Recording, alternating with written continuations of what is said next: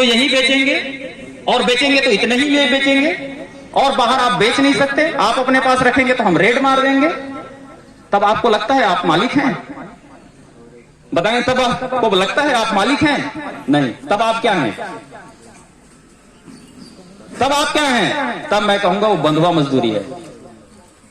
किसी ने एक सिस्टम तय कर दिया है कि आप जाओ वहां से तोड़ के लाओ, केवल यही दुकान है, यही बेचो, और जितना मैं बोलूंगा उतना ही बेचो। तब तो ये कानून के विरोध में जा रहा है ऐसी व्यवस्था, और ये पिछले 25 सालों से चल रहा है। मैं कोई नया चीज नहीं बता रहा हूं। व्यवहारिक पहलू है, सदन के सदस्य भी हैं, समाज के मुखिया हैं। इस व्यवस्था को हमको सोचना चाहिए,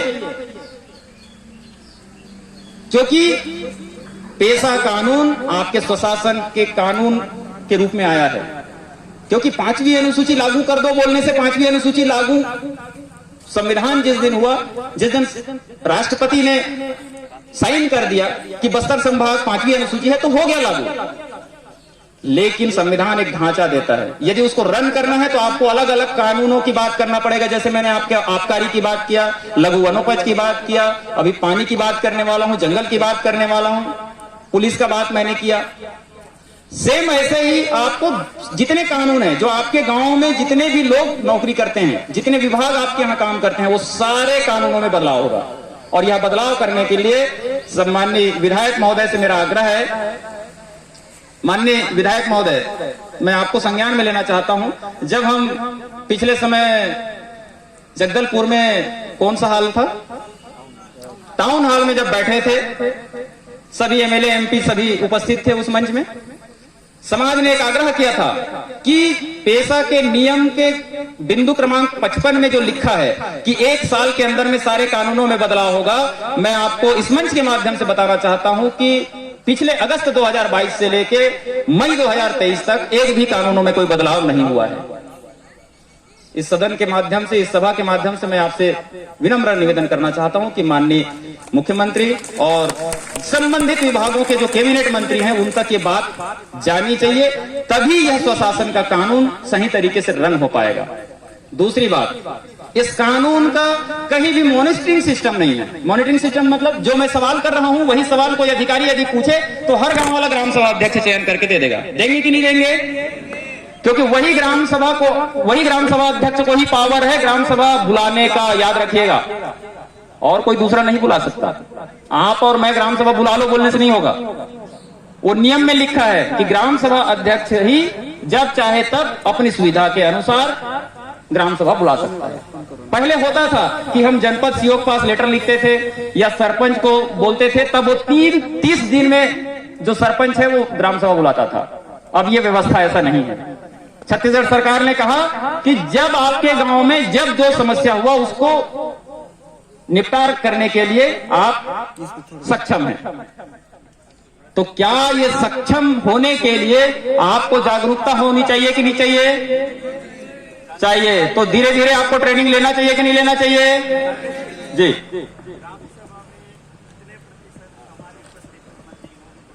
हाँ, अब वो आप भी बोल सकते हैं, ठीक है। आपका ये कहना है माननीय विधायक महोदय का कि ग्राम सभा में कितने लोगों को आना चाहिए, तब मैं आपको पूछना चाहता हूं, तब आप भी बताएंगे उसके जवाब। सरगुजा में और बस्तर में ही जल जंगल जमीन है। कहां है? रायपुर और दुर्ग, भिलाई, बेमेतरफ में देखे हैं क्या? नहीं है ना। यदि देखना है तो जंगल सफारी बना है, वहां भी बना है, लेकिन जंगल कैसा होता है वैसा दिखाने के लिए जंगल सफारी बनाया गया, लेकिन एक्चुअल में जंगल कहां होता है? हमारे यहां होता है।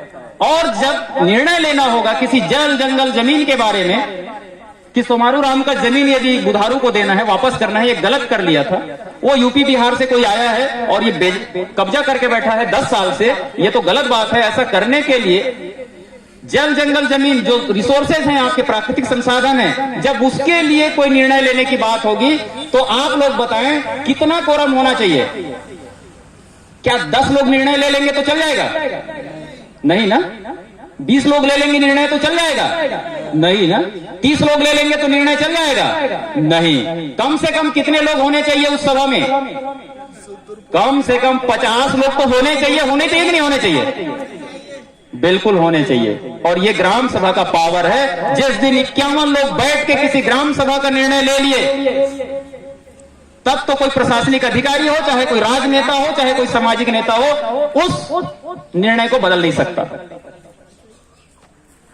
क्लियर बात है? तो हमारा जो कोरम होगा, जब भी जल जंगल जमीन की बात होगी तो 50%, और सामान्य यदि कामकाज चलाना है, आपको गांव का कामकाज चलाना है तो 33%। लेकिन याद रखिएगा कि 1/3 महिलाएं होना जरूरी है, जैसे कि इस सभा में भी इधर बैठे हैं। तो ऐसे ग्राम सभा का कभी हम ट्रेनिंग की बात होगा तो ट्रेनिंग में आप लोगों को डिटेल बताएंगे, क्योंकि ये मंचस्थ कार्यक्रम है। तो मैं इसमें केवल बुलेट पॉइंट को ही आपको बता पाया हूं कि क्या क्या व्यवस्थाएं होनी चाहिए, और उन व्यवस्थाओं के अनुसार आप यदि ग्राम सभा को रन करते हैं तो मैं समझता हूं कि हमारा जो संवैधानिक जन जागृति यात्रा का जो ये पहला पड़ाव है हमारा, हम दूसरा पड़ाव कब आगे बढ़ाएंगे ये हम बाद में तय करेंगे, लेकिन ये पहला पड़ाव का जो निष्कर्ष है, जो उसका परिणाम है, वो आपको दिखने लगेगा। मैं अपनी बात को थोड़ा शॉर्ट करता हूं, क्योंकि वनाधिकार मान्यता कानून के लिए भी बात रखने की बात कहा गया है, लेकिन हमारे और साथी हैं, उन लोग इस बात को रखेंगे। लेकिन मैं इतना आपको बताना चाहता हूं कि जल जंगल जमीन जब ये कानून नहीं था तब भी गांव का था। किसका था? गांव का था। और जब ये कानून आए तो भी उसी सिद्धांत को इन कानूनों में उकेर दिया गया। जब वनाधिकार मान्यता कानून 2005 में आया, तब पेशा का जो ग्राम सभा है, उसी ग्राम सभा को वनाधिकार मान्यता कानून में लिया गया। तो जैसे पेशा कानून कहते हैं, वैसे एक लाइन में रोफरा कानून है। और रोफरा कानून बोल रहा हूं तो आपको समझ में नहीं आ रहा होगा, लेकिन कितने लोगों को वन पट्टा मिला होगा? हाथ खड़े करें। वन पट्टा कितने लोगों को मिला है जानते हैं ना? मैं उसी कानून की बात कर रहा हूं। और यदि वन कानून की बात कर रहा हूं तो वो कहां लागू होता है? जंगल के जमीन पे। पेशा कानून कहां लागू होता है? आपके पूरे पारंपरिक सीमा के भीतर के समस्त संसाधन, जिसके अंतर्गत जल जंगल जमीन जितने भी प्राकृतिक संसाधन है, वो सारे आते हैं। यदि आप बोलेंगे ये कहां लिखा है, ऐसा बोलने से यदि कोई पंचायत सचिव होंगे या सरपंच होंगे तो पता होगा कि पंचायती राज कानून के धारा 129 ग में ऐसा लिखा है।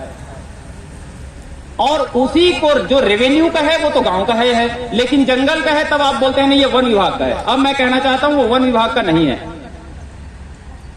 तो यदि वन विभाग का नहीं है तो किसका होना चाहिए? जोर से बोलिए, किसका होना चाहिए? गांव का होना चाहिए। तो क्या गांव वाले आप उस पर दावा किए हैं? तब आप बोलेंगे नहीं। तो जो जिसका मालिक है वो दावा करेगा कि नहीं करेगा? और यदि मैं जाके वहां दावा कर दूं तो गलत है ना? गलत है कि नहीं?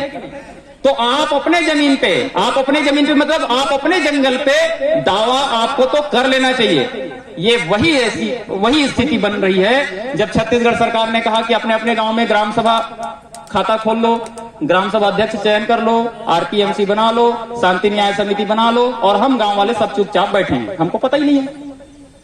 सेम वैसे ये कानून कहता है कि अपने जंगल पे दावा कर लो। कलेक्टर, ट्राइबल एसी और डीएफओ बैठे हैं आपके जिला मुख्यालय में कि कोई गांव से यदि दावा आएगा तो हम साइन करने के लिए बैठे हैं। तो कितने गांव वालों ने दावा किया? थोड़ा हाथ खड़े करें। 1 2 3 4 5 गिनती के हैं। टोटल कितने गांव हैं जिला में? जिला में कितने गांव हैं? 400 गांव। कितने गांव नहीं पता? कितना? 495। 495। सब जगह जंगल है कि नहीं है? सब जगह जंगल है ना? तो उतना टन दावा बनना चाहिए। और यहां कितना टन हाथ खड़े हुआ? 50। तो 50 भी कितना परसेंट? 1%, 10%। समझ गए ना? आप जब तक सरकार के भरोसे बैठे रहेंगे आपका कामकाज नहीं चलने वाला। याद रखिएगा, ग्राम सभा सशक्तिकरण मुहिम का एक ही उद्देश्य है कि आप जागरूक हों, आप अपने संपत्ति पे दावा करें, क्योंकि जो कॉमन लैंड है, जंगल का चाहे वो रेवेन्यू फॉरेस्ट हो, चाहे रिजर्व फॉरेस्ट हो, चाहे सेंचुरी हो, चाहे सीता नदी अभयारण्य हो, चाहे कागेर घाटी उद्यान हो, चाहे जिस भी प्रकार का जंगल हो, लेकिन यदि वो कस्टमरी बाउंड्री के अंदर है तो आपको उस पे दावा करना है और वह दावा को विधिक रूप से शासन के तरफ से 3 अधिकारी, जिला के जो बड़े अधिकारी होते हैं, वह उस पे साइन करके आपको उस टाइटल देंगे। तो ऐसा हमको करना चाहिए कि नहीं करना चाहिए? करना चाहिए। और जिस दिन आप उस जमीन पे टाइटल आपको मिल जाएगा, मान के चलो ये कौन सा गांव है? केसलूर का मान के चलो, मैं कहता हूं गायता जो भी होगा, यदि वो गायता का सीमा होगा और उसके सीमा में यदि 1000 एकड़ भी आता होगा, तो वो 1000 एकड़ में यदि 500 एकड़ जंगल होगा, 500 एकड़ रेवेन्यू होगा, तो रेवेन्यू को आप छोड़ दीजिए, बचा 500 एकड़। वो 500 एकड़ पे केसलूर वालों को दावा करना चाहिए। और जिस दिन उसमें आप दावा करेंगे, उसमें आपको शासन के साइड से कलेक्टर, डीएफओ और ट्राइबल एसी साइन करके एक प्रमाण पत्र आपको देंगे, जिसको टाइटल कहते हैं। और वह मान्यता पत्र जिस दिन मिलेगा, उस दिन आप अपने गांव में, मतलब केसलूर में, एक CFRMC बनाएंगे। क्या बनाएंगे? मैं इंग्लिश में बोल रहा हूं, CFRMC। हिंदी में बोलेंगे तो सामुदायिक वन संसाधन प्रबंधन समिति बनेगा। यह विधिक रूप से उस गांव का समिति होगा। याद रखिएगा, पहले जब पंचायती राज नहीं था, तब आपके गांव में सरपंच नहीं थे, आपके गांव में कोई काम नहीं होता था, रोड, पुलिया, पानी, बिजली होता था क्या? नहीं होता था। लेकिन जिस दिन ये पैसा आया, उस दिन आपको पानी, बिजली, सड़क, पुलिया, दूर संचार, शिक्षा, स्वास्थ्य, सब चीज मिलना चालू हुआ कि नहीं हुआ? तो वैसे ही उस जंगल के लिए प्रबंधन करने का एक कमेटी बनेगा। वो विधिक रूप से कानूनन कमेटी होगा, याद रखिएगा, उसको वह पावर है। तो मैं इस सभा के माध्यम से समाज के मुखिया लोगों को भी बताना चाहता हूं, एक गांव में, हर एक गांव में 3 विधिक कानूनी समिति बनेगा। एक बनेगा आरपीएमसी, एक बनेगा CFRMC और एक बनेगा शांति एवं न्याय समिति। और 2 समिति पेशा के होंगे, एक समिति वनाधिकार मान्यता कानून की। इसको हमको कम से कम 1 साल के अंदर में कर लेना चाहिए। क्यों कर लेना चाहिए, मैं आपको बताना चाहता हूं। केंद्र की सरकार आए दिन अलग अलग कानूनों को लेकर के आ रही है, खास करके जंगल के कानूनों को लेकर के। और जो आपका पावर है, जो आपको शक्ति दिया गया है, उस शक्तियों को छीनने का, उन शक्तियों को छीनने का प्रयास करने का आभास हमको नजर आता है। कल के दिन में बोला जाएगा कि केसलूर वालों को 500 एकड़ तो नापना था। 15 साल पहले ये कानून आया था, 15 साल तक तो केसलूर वाले नापे ही नहीं, अपने दावा ही नहीं किया उस जंगल में। तो लगता है कि ये जंगल उनका नहीं है। अब ये कानून को हम बंद कर देते हैं, तब केसलूर वाले आप लोग क्या करेंगे? क्या उस जंगल से 4 चिरौंजी, हर्रा बेहड़ा या पान मुखारी नहीं लेंगे? और जिस दिन लेने जाएंगे उस दिन गोली मार दिया जाएगा। तब आप क्या करेंगे? तब ये बड़ी बात है। क्योंकि समय का अभाव है, मेरे हाथ में पर्ची है, कभी और मौका मिलेगा तो हम इसको मैं डिटेल में बात करूंगा आप लोगों से, ठीक है? तो मैं अपनी बातों को यहीं पे